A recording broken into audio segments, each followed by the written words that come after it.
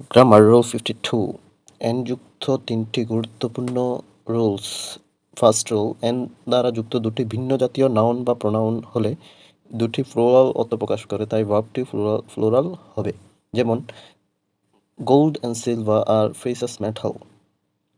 N দ্বারা যুক্ত দ্বিতীয় রুলস, এন দ্বারা যুক্ত দুটি ভিন্ন জাতীয় নাউন যদি একটি অপরটির অবিচ্ছেদ্য অংশ বা অতি সম্পৃক্ত অংশ বোঝায়, তবে সেক্ষেত্রে তারা সিঙ্গুলার অর্থ প্রকাশ করে, তাই ভার্বটিও সিঙ্গুলার হয়।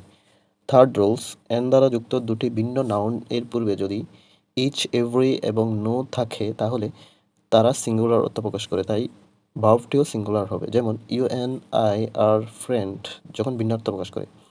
টাইম অ্যান্ড টায়ার্ড ওয়েট ফর নান তখন অবিচ্ছেদ্য অংশ বা অতি সম্পৃক্ত অংশ প্রকাশ করে।